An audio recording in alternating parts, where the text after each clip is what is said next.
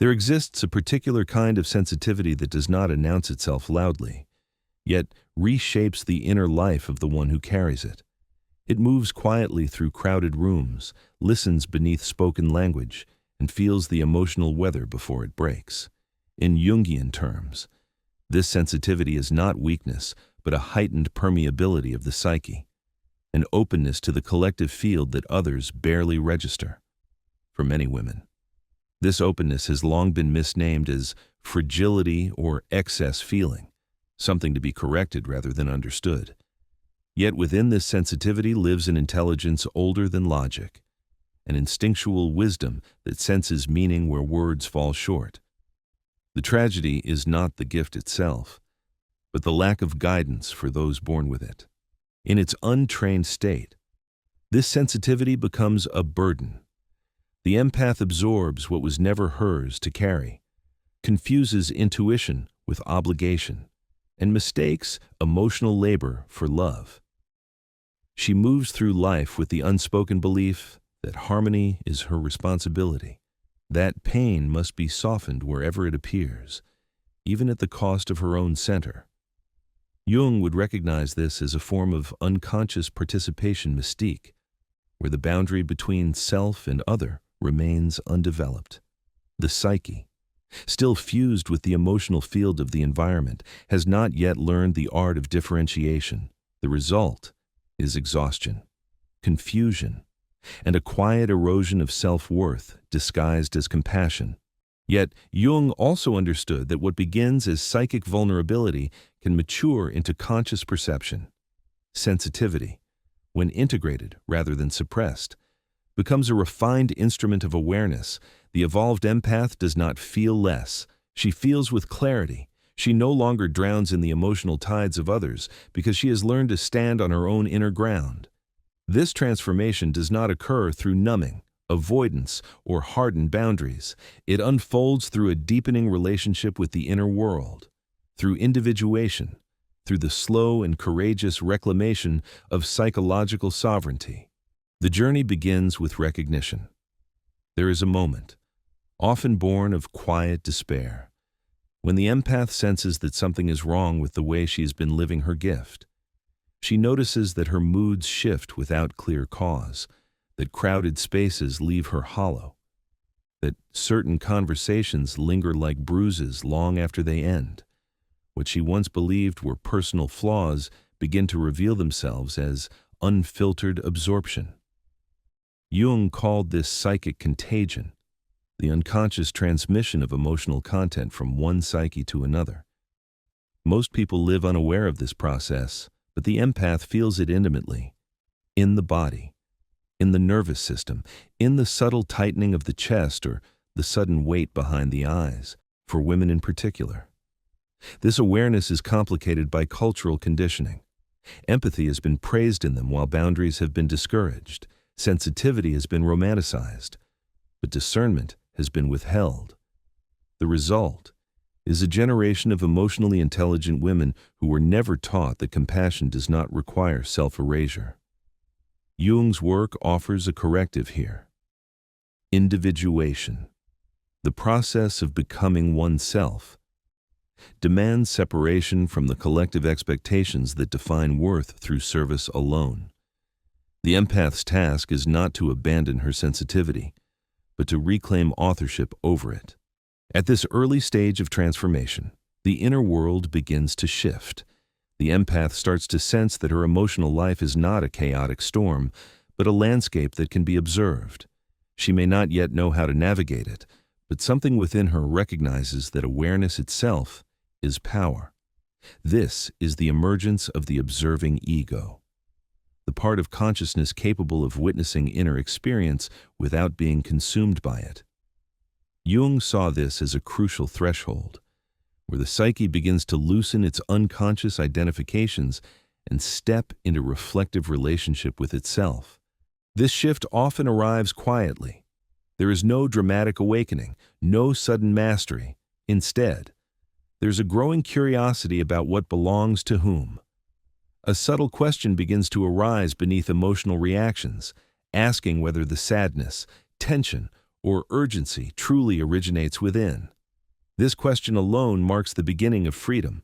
It interrupts the automatic assumption that all felt experience is personal responsibility. It opens space for discernment, and with it, the possibility of choice. Female empowerment, in this context, is not about becoming louder or harder. It is about becoming clearer. It is about honoring sensitivity as a form of perception rather than a mandate for sacrifice. The empath who begins this journey does not yet have answers, but she has something more important, a willingness to turn inward without self-blame. She senses that her exhaustion is not a failure, but a message, that her overwhelm is not proof of weakness, but evidence of untrained depth. Jung believed that the psyche seeks wholeness, not comfort. The empath's unrest is the psyche's way of calling her toward a more conscious relationship with her gift. This call is not gentle, but it is precise. It asks for attention, honesty, and the courage to question long-held roles. What follows is not withdrawal from the world, but a reorientation within it. The empath stands at the threshold of learning how to remain open without being porous, connected without being consumed. This is where the deeper work begins, where sensitivity starts to turn from wound into wisdom. The practices that follow do not diminish the empath's capacity to feel. They refine it. They teach her how to remain rooted in herself while moving through the emotional currents of life. What once felt like chaos slowly reveals itself as pattern, and what once overwhelmed begins to instruct. As awareness deepens, the empath begins to recognize that sensitivity alone is not the problem. The true imbalance lies in unconscious consumption. Just as the body reacts to what it ingests, the psyche responds to what it absorbs. Jung understood that the unconscious is not selective by default. It takes in impressions indiscriminately until consciousness intervenes. For the empath, whose nervous system is finely attuned, this indiscriminate intake becomes overwhelming. Emotional states, narratives, and atmospheres enter the inner world without permission, shaping mood and perception from the shadows. The work of maturation begins when this intake becomes conscious. This marks the transition from emotional passivity to energetic discernment. The evolved empath learns that every interaction leaves a trace. Every sound, image, and conversation carries psychological weight. This is not cause for fear, but for refinement. Sensitivity becomes a form of perception that requires stewardship. The psyche, once flooded, now asks to be curated. Jung might describe this as the ego assuming responsibility for the contents of consciousness, no longer surrendering authority to the collective mood. For a woman whose life has been shaped by responsiveness, this shift is radical. It redefines care as something that includes the self, not excludes it. The empath begins to notice patterns. Certain environments feel expansive, while others constrict. Some voices soothe the nervous system, while others agitate it long after the exchange has ended. This awareness does not harden the heart, it sharpens it. Discernment emerges not as judgment, but as self-respect. The psyche starts to understand that openness without choice is not virtue, but vulnerability without protection. Jung's concept of individuation requires this very movement. The gradual differentiation of the self from the emotional expectations of the surrounding world. This refinement extends inward as well. Thoughts are no longer taken at face value. The empath learns to observe inner dialogue with the same care once reserved for others' feelings. Repetitive self-criticism, inherited anxieties, and internalized obligations are recognized as psychological debris, not truth. Jung emphasized that much of what speaks inside the mind does not belong to the authentic self, but to introjected voices from the past. The empath's sensitivity makes her especially susceptible to carrying these voices as if they were her own. Conscious observation begins to loosen their grip. As this inner clarity develops, the need for sanctuary becomes apparent. The psyche requires spaces where it is not in constant response mode, where it can return to its own rhythm without interference. Jung understood the importance of symbolic containers, places or practices that hold the psyche while it reorganizes itself. For the empath, these containers are not luxuries, they are necessities. Without them, the nervous system remains perpetually attuned to external demand, never fully resetting. The creation of psychological refuge is a deeply empowering act, particularly for women who have been conditioned to prioritize availability. A sacred space, whether physical or internal, signals a new relationship with the self. It says that restoration is not something to be earned after depletion, but a right inherent to being sensitive. These spaces do not exist to escape the world, but to metabolize it. They function as decompression chambers where absorbed energies can dissipate and the authentic self can re-emerge. Jung believed that the psyche retains impressions of experience in subtle ways, that environments carry emotional residue. The empath feels this intuitively. Certain rooms hold the echo of conflict, others the quiet of contemplation. Learning to tend to these spaces becomes an extension of inner care. The external environment is shaped to support internal clarity, reinforcing the emerging boundary between self and other. This is not control, but alignment. The outer world begins to mirror the inner intention toward coherence. Within these sanctuaries, the empath reconnects with her own emotional signature. She begins to sense the difference between what feels inherently hers and what was borrowed. This distinction is subtle at first, but it grows with practice. Jung described this as the ego establishing a relationship with the unconscious rather than being possessed by it. The empath's inner world, once a crowded marketplace of competing influences, slowly becomes a dialogue rather than a cacophony. Solitude takes on a new meaning here. It is no longer a retreat born of overwhelm, but a deliberate practice of recalibration.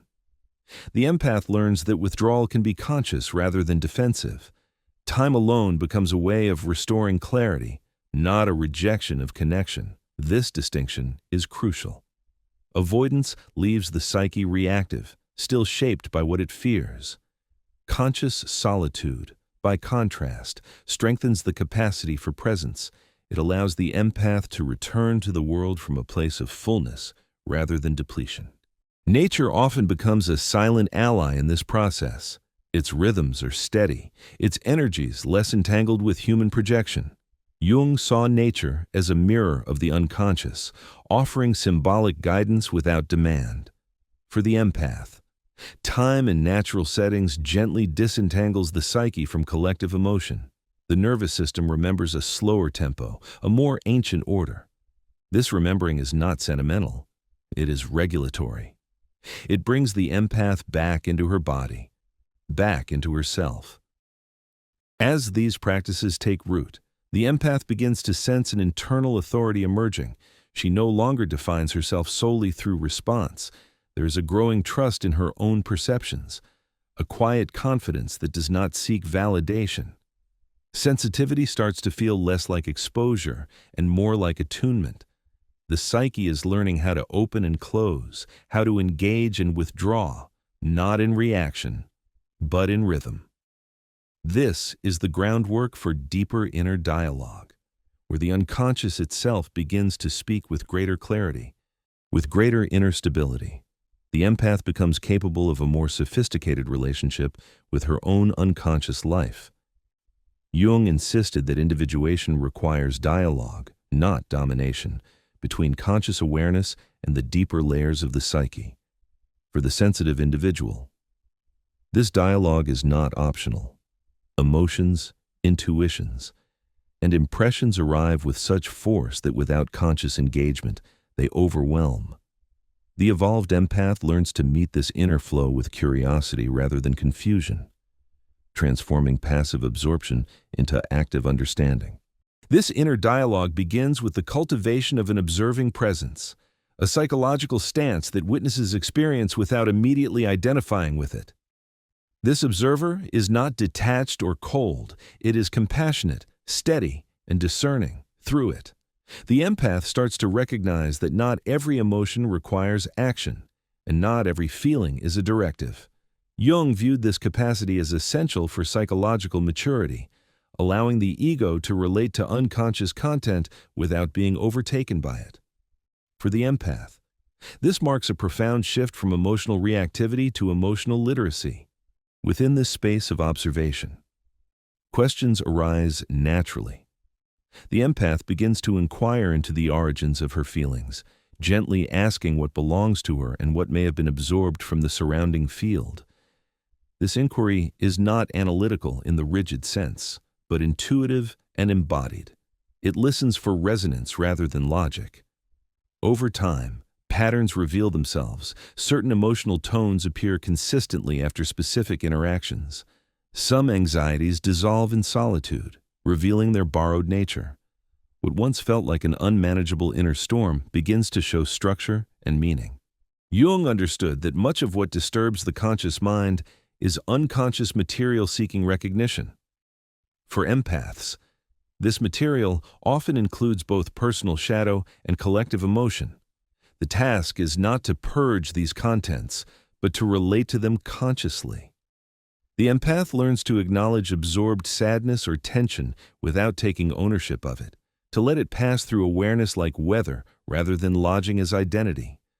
This practice requires trust, both in one's perceptive capacity and in the psyche's ability to self-regulate when given attention. As inner dialogue deepens, the empath also becomes more adept at distinguishing between different inner voices. Some carry the weight of expectation, echoing cultural or familial demands to be accommodating, selfless, endlessly available. Others speak from deeper intuitive knowing, offering guidance that feels calm rather than urgent. Jung described this differentiation as crucial for liberation from unconscious complexes. The empath's sensitivity makes her especially vulnerable to mistaking external pressure for inner truth. Learning to hear the difference is an act of empowerment. This empowerment is not loud. It does not announce itself through confrontation or withdrawal. It manifests as clarity. The empath begins to respond rather than react, to choose rather than comply. Emotional sovereignty develops not through control, but through relationship. The inner world becomes a place of conversation rather than chaos, where feelings are welcomed, examined, and released without self-reproach. From this foundation emerges a deeper practice, one that Jung associated with the transcendent function. This function arises when conscious attention meets unconscious content and creates new understanding. For the empath, this often takes the form of reflective expression. Writing, in particular, becomes a powerful medium through which subtle experiences are translated into awareness. This is not simple journaling of events, but a mapping of inner terrain, a way of tracking how different energies move through the psyche. Through reflective writing, the empath begins to see her own patterns with startling clarity. She notices how certain environments consistently drain or restore her, how specific relationships affect her vitality in predictable ways, how her creative impulses align with moments of inner coherence. Jung observed that bringing unconscious material into symbolic form alters its psychological charge. When the empath names and records her experiences, she no longer carries them unconsciously. They become objects of reflection rather than sources of confusion. This practice also reveals the rhythm of the empath's own system. She begins to recognize early signs of overload, subtle cues that signal the need for withdrawal or recalibration. These signs are not failures, but information. Sensitivity becomes a guidance system rather than a liability. The empath learns to trust these signals, honoring them as expressions of self-knowledge rather than inconveniences to be ignored. Over time, this conscious mapping creates an internal compass. Decisions are no longer made solely on obligation or expectation, but informed by an understanding of what sustains inner integrity. Boundaries become clearer, not because the empath has hardened, but because she has listened deeply. Jung believed that the psyche moves toward wholeness when its messages are heeded. The empath's careful attention allows this movement to unfold with greater ease. This growing coherence has a quiet but profound effect on relationships. When the empath no longer carries what is not hers, she becomes more present. Others sense this stability, this grounded openness that does not ask to be filled. Paradoxically, clearer boundaries invite deeper connection. The empath's presence becomes a container rather than a sponge, capable of holding space without absorbing pain. As these practices integrate, sensitivity transforms. What once felt like vulnerability now feels like attunement. The empath recognizes herself as a conscious participant in the subtle exchanges that shape human experience. Her gift is no longer something that happens to her, but something she inhabits with intention. Jung saw this as the hallmark of individuation, the moment when the individual stands in relation to the collective without being consumed by it. Continue to receive the next part.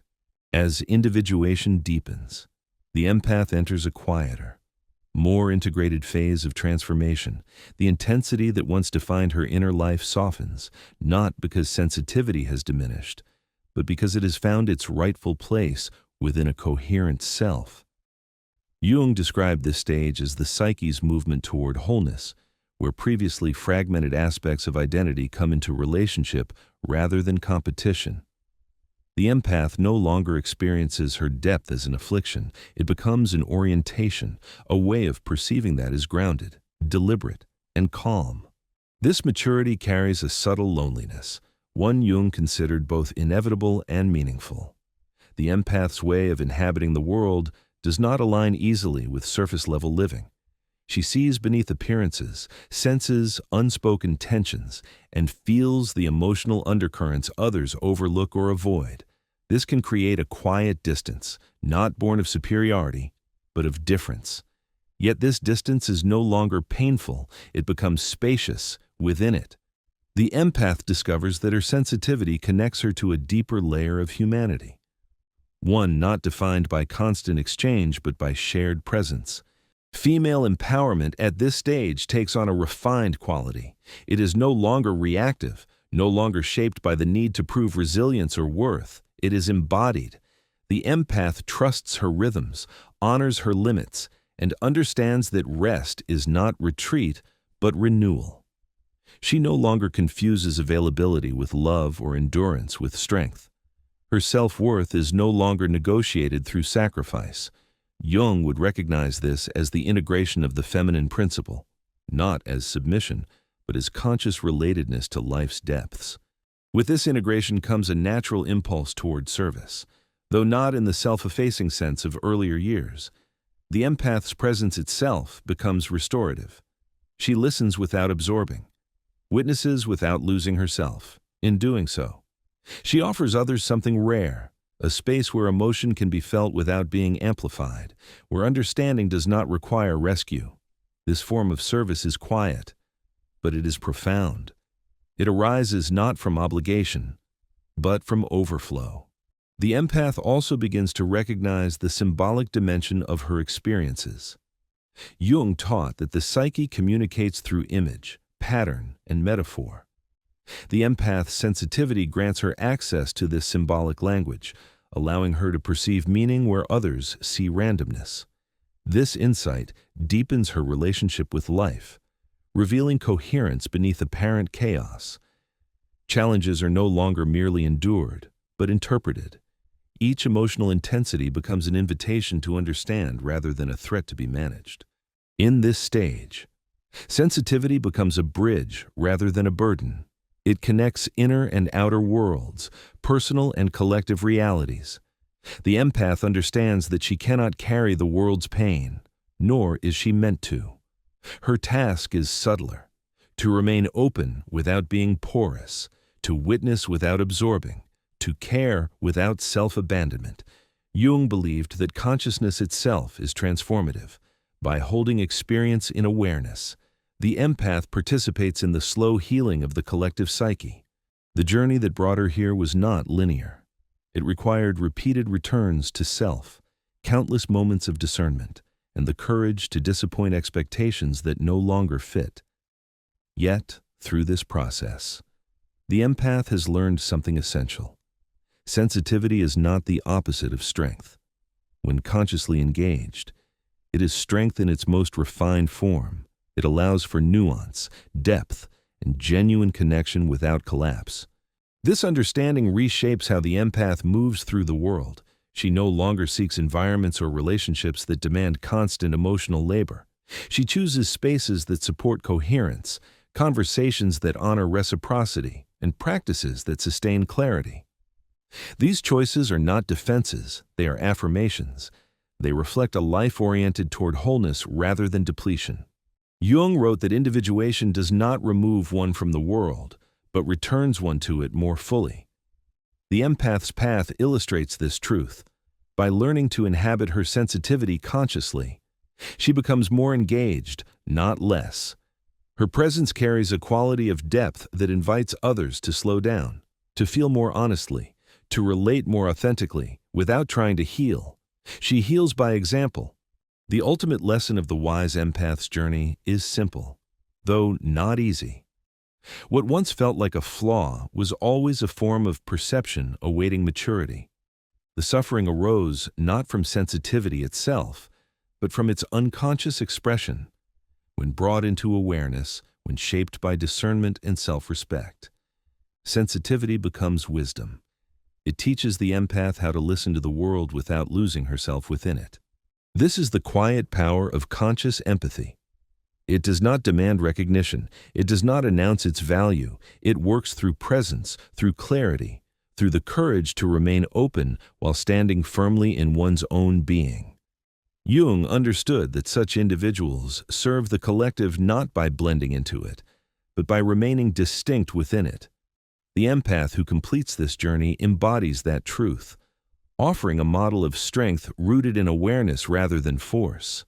If this exploration resonates, allow it to deepen through reflection and conversation. Like, share, and subscribe if these insights speak to your own inner journey.